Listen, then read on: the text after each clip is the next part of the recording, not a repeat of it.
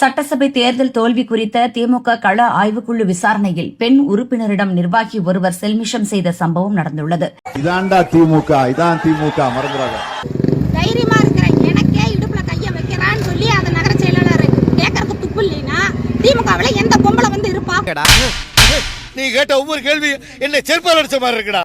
தோற்றேன் குளத்தூர்ல தோப்பார் நினைச்சீங்களா sir? நான் உதயநிதி தோப்பார் நினைச்சேன்.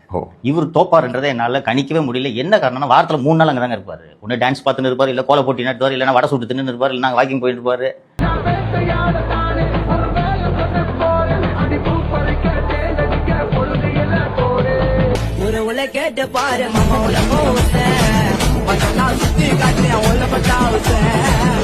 கிழவிங்களை கட்டி பிடிச்சி கொஞ்சம் இருப்பாரு, செல்ஃபி எடுத்துன்னு இருப்பாரு.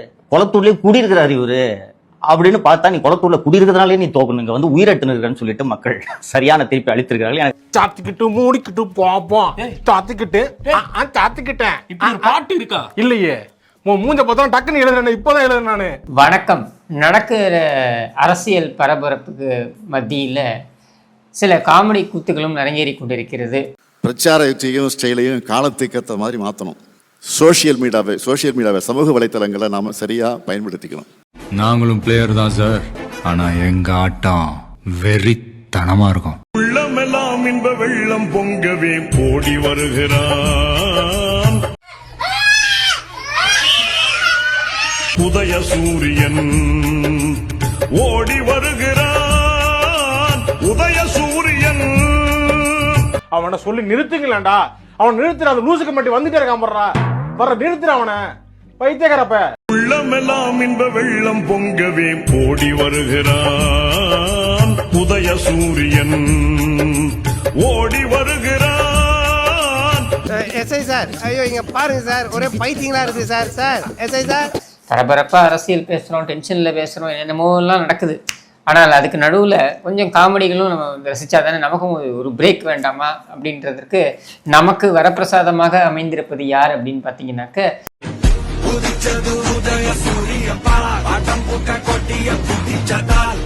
ஏண்டா இது நான் கிரக டிப்ரெஷன்ல இருக்கேன்னு வந்திருக்கேன். இங்க வர்றா. ஏய் அது ஏன்டா எனக்கு அனுப்பிக்கிட்டு இருக்க? எந்திரிச்சு போடாம எனக்கு ஏன்டா அனுப்புறாத? ரீல்ஸ் பார்க்குறேன்னா உன்னோட நிப்பாட்டிக்க, எனக்கு எதுக்கு அனுப்பிட்டு இவனை ஏன்டா கூட சேர்க்குறீங்க?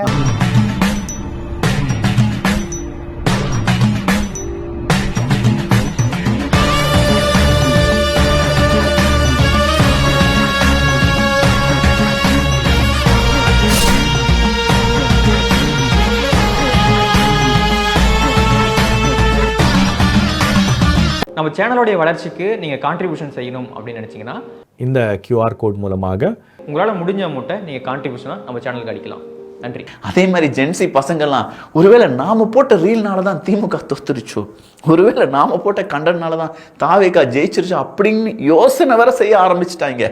என்னண்ணே நீங்க அரசியல்ல பெரிய கிரிமினலா? நாங்க எப்படி?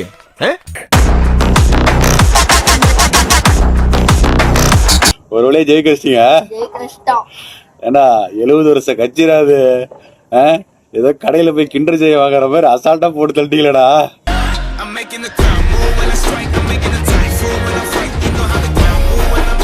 எகெயின் அண்ட் எகெயின் நீங்கள் சோஷியல் மீடியாவில் குற்றம் சொல்லி இன்ஸ்டாகிராமை நம்ம எல்லாரும் ஆக்குபை பண்ணணும், தாத்தா காலத்து திமுக எல்லாரும் உள்ள வாங்கடா அப்படின்னு சொல்லி ரீல்ஸே போட தெரியல. போட்ட ரீல்ஸ் எல்லாம் ரொம்ப மொக்கையா இருக்கு. ஒரு தீயில சொல்லெடுத்து ஒளிப்போ வந்திருக்காடு. மணி என்ன? 6 மணிக்கு மேல ஆட்டம் ஓடாது. தித்திக்கும் செங்கரும்பே இத்தனை முட்டு விட்ட தேனரும்பே. போதை இல்லாத தமிழகத்தை உருவாக்குவோன்னு சொன்னாரு. நான் அதுக்கு கட்டுப்படுறேன். நாளைக்கு நரம்பு தளர்ச்சி வந்துரும் உனக்கு. நீ குடியா விட்டினா உனக்கு நாளைக்கு கை கால் இழுத்துக்கும். யூடியூப்ல பிரபலமா இருக்கிறவங்களாலேயே இன்ஸ்டாக்குள்ள போய் பொழைக்க முடியாது. இது இரண்டுமே வெவ்வேறு உலகம். அப்படி இருக்கும் பட்சத்தில் எதுவுமே சம்பந்தம் இல்லாம நானும் இன்ஸ்டாக்குள்ள போறேன், என்னுடைய கட்சியை வளர்க்க போகிறேன். ஓடி வருகிறான் உதய சூரியன், சண்டாளன் கருணாநிதி, பெரும் சதிகாரன் கருணாநிதி. நாங்க தாண்டா அப்படின்னு சொல்லி வந்தீங்க, வசமா வச்சு செஞ்சு விட்டுருவாங்க பசங்க. பார்த்துக்கோங்கப்பா. அவங்க முன்னாடிலாம் எடிட்டிங்லாம் அவங்க முன்னாடி நீங்க ஒண்ணுமே இல்லை. அரசியல் கேட்குறாங்க. ஐயோ நம்ம மைண்ட் அங்க போகுது. நாங்க பாத்துக்கிறோம். எங்களுக்கு சூப்பர் தலைவர் ஸ்டாலின் நினைக்கிறாரு, அவர் பாத்துக்கிறாரு. விஜய் வந்து சினிமாலேயே வச்சுக்கலாம், இல்ல அவர் போயிருவாரு. நம்ம பாலிசி பார்த்து பொறாமப்படக்கூடாது. அது கிடையாது. அதாவதுங்க ஓவரா விடுவார்ப்பா நீங்க. விஜய் வந்து சந்தோஷப்படலாம் இல்லையா? அவர் ஏதாவது அவர் வித்தியாசமா பண்ணுவார்னு தான் ஓட்டு போட்டிருக்கீங்க. எரியுதடி மாலா போடு. முதல் தலைமுறை ஓட்டு போடுறவங்க பூரா 90% வந்து காசு வாங்காம ஓட்டு போட்டுருக்காங்க. சும்மா சோத்த போட்டு கார்ல ஏத்திட்டு வந்ததுக்கு உன்னால என்ன செய்ய முடியுமோ அதை செஞ்சுட்டேன். அவங்கவுங்க பார்த்து திருந்தன. அது என்ன சொன்னேன்? ஸ்டாலினுடைய சமீபத்திய ட்வீட் எல்லாம் எடுத்து பார்த்தீங்கன்னாக்கா இளைஞர்களை கவர்ற மாதிரி இருக்கணுன்றதுக்காக அந்த வார்த்தைகள்லாம் போட்டு வந்து புதுசாக, அதாவது இப்போ இருக்கக்கூடிய ஜென்சி கிட்ஸோடைய அந்த வார்த்தை நடையெல்லாம் வந்து பயன்படுத்த ஆரம்பிச்சிட்டார்.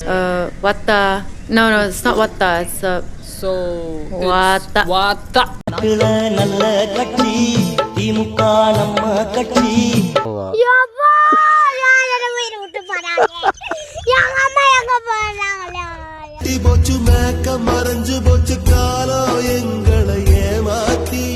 விஷம் ரொம்ப குறைஞ்ச விலைக்கு தான் விக்குது, குடிச்சிட்டு செத்துப்போ.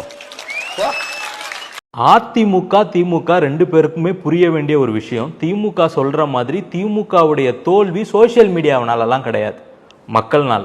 இது வெறும் இன்ஸ்டாகிராம்ல ரீல்ஸ் போடுற ஆட்சியா இல்லாம ஒரு ரியல் ஆட்சியை கொடுங்கன்னு நான் சொன்னேன். மக்களுக்கு பாதுகாக்கணும், மக்களுக்கு எந்த ஒரு அசம்பாவமும் நடக்க கூடாதுன்ட்டு நல்லதை செய்யணும்னு தான் அவர் வந்தாரு.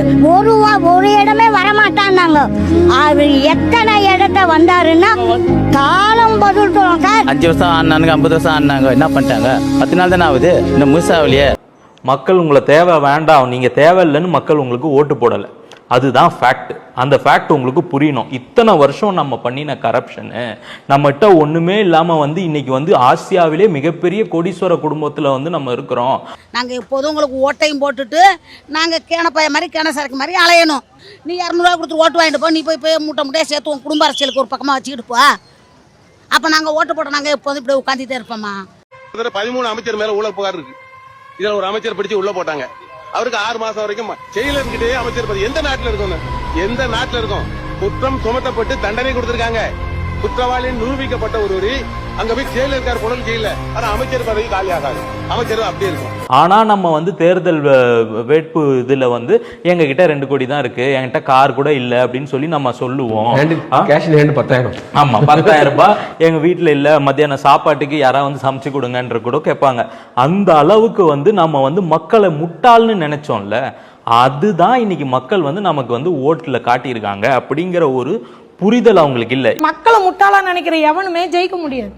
இவனுங்களுக்கு என்ன, இவனுக்கு 2000 கொடுத்தா ஓட்டு போட்டுருவானுங்க, இவனுக்கு கிளைமேக்ஸ்ல 5000 ரூபாய் கொடுத்தா மறந்துட்டு போயிடுவானுங்க இல்லைங்களா? அந்த ஏகத்தாளம் தானே.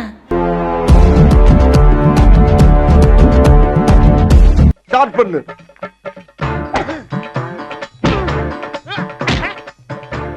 இங்கிட்டு வா. அப்படியா? படைக்கலடி படைக்கல, மண்டையில மட்டும் அடிச்சிடாத, கொலைகேஸ்ல உள்ள போயிருவேன்.